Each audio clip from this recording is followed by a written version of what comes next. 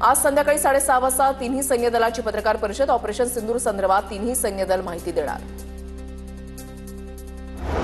जम्मू आणि काश्मीर लाईट इन्फंट्रीचे जवान सुनील कुमार यांना वीरमरण। आरएसपुरामध्ये पाककडून झालेल्या गोळीबारात जवान सुनील कुमार शहीद। जम्मू काश्मीरचे उपराज्यपालांकडून शहीद जवानाला मानवंदना। भारत पाक युद्धविरामाचं अनेक देशांकडून स्वागत। America, European union, Saudi Arabia, तुर्की, इजिप्त देशाकडून स्वागत। जम्मूमध्ये परिस्थिती सामान्य। भारतीय सैन्य दल अलर्टवर। भारताच्या इशाऱ्यानंतर पाककडून गोळीबार नाही।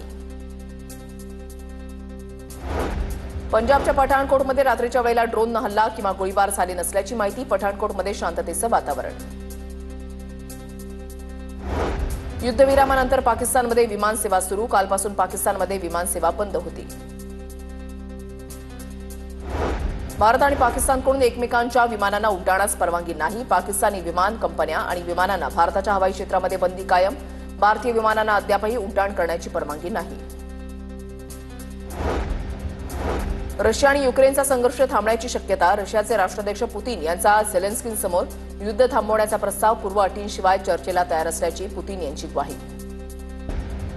बांगलादेशच्या माजी पंतप्रधान शेख हसीना यांना धक्का। शेख युनूस सरकारनं शेख हसीना यांच्या आवामी लीग पक्षावर बंदी आणली। दहशतवाद विरोधी कायद्याअंतर्गत बंदी घालण्याचा निर्णय। स्वातंत्र्यवीर सावरकरांवर केलेल्या वक्तव्याप्रकरणी राहुल गांधींचा जामीन रद्द करा। सात्यकी सावरकरांचे वकील संग्राम कोल्हटकर यांची न्यायालयामध्ये मागणी। 28 मे रोजी पुढील सुनावणी होणार। पुणे शहरामध्ये कार्यक्रमादरम्यान आकाशामध्ये लेझर लाईट सोडण्यास बंदी। भारत पाक तणावामुळे पोलिसांकडून लेझर लाईट शोवर 2 महिने बंदी। मुंबई आणि परिसरातील मच्छीमारांना समुद्र मासेमारी बोटी घेऊन जाताना दक्षता घेण्याची सूचना। मत्स्य व्यवसाय आयुक्त किशोर तावडेंनी दिल्या सूचना। भारत पाकिस्तान तणावाच्या पार्श्वभूमीवर खबरदारी घेण्याची सूचना। वरळी ते विकेसी भुयारी मेट्रोतून पहिल्याच दिवशी 14,440 प्रवाशांचा प्रवास।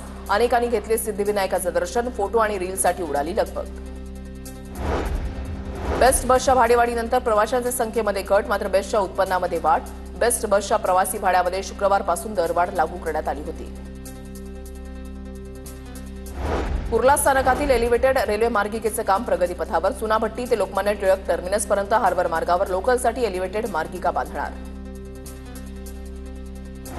ऑनलाईन शिक्षक बदल्यांना दिलासा। याचिका निकाली काढल्यानं मार्ग मोकळा। पुणे जिल्हा परिषद प्राथमिक शिक्षक संवर्गाच्या जिल्हा अंतर्गत ऑनलाईन बदली प्रक्रिया पुन्हा सुरू होणार। पुण्याच्या नीरा देवघर धरणग्रस्तांच्या अडचणी ऐकण्यासाठी अडचणी निवारण शिबिराचं आयोजन। पुण्याच्या भोरमधील निगुडघर इथे शिबिराचं आयोजन। नाशिकमध्ये कांद्याचे दर क्विंटल मागे 1,000 रुपयांनी घसरले। दर घसरल्यानं शेतकऱ्यांना मोठा आर्थिक फटका। भारत पाकिस्तान तणावाच्या परिस्थितीमुळे निर्यात पूर्णपणे ठप्प। नंदुरबार जिल्ह्यामध्ये गेल्या 3 दिवसांपासून अवकाळी पावसाची जोरदार हजेरी। नवापूर, धडगाव, अक्कलकुवासह जिल्ह्यामध्ये जवळपास 100 घरांची पडझड तर शेती पिकांचंही मोठं नुकसान। सोलापूरच्या करमाळा तालुक्यामध्ये तापमान वाढीचा केळी पिकाला फटका। केळी उत्पादक शेतकऱ्यांचं मोठं नुकसान तर केळीला उन्हापासून वाचवण्यासाठी क्रॉप कव्हरचा वापर। वाशिम जिल्ह्यामध्ये हळद काढणी सध्या अंतिम टप्प्यात। बदलत्या हवामानामुळे हळदीच्या उत्पादनामध्ये काहीशी घट। परभणीमध्ये मे महिन्याच्या सुरुवातीलाच पाण्याची समस्या। विहिरी आटल्या तर नद्यांचं पाणी ओसरलं। पाण्यासाठी नागरिकांची भटकंती। जालना जिल्ह्यामधील 64 प्रकल्पामध्ये केवळ 19% पाणीसाठा शिल्लक। 3 प्रकल्प कोरडे पडले। जिल्ह्यावर पाणी टंचाईचं संकट आणखीनच गडद। जालना जिल्ह्यामध्ये पाणी टंचाईची भीषण दाहकता। 137 टँकरद्वारे 280 टँकरच्या खेपा सुरू। बदनापूर तालुक्यामध्ये सर्वाधिक 98 फेऱ्या। पुणे उपनगरामध्ये भीषण पाणी टंचाई। गतवर्षीच्या तुलनेमध्ये एप्रिलमध्ये टँकर फेऱ्या 6,000 वाढल्या। वाशिम जिल्ह्यामधील हवामानामध्ये काही दिवसांपासून बदल। अचानक येत असलेल्या पावसानं मूग पिकाला फटका।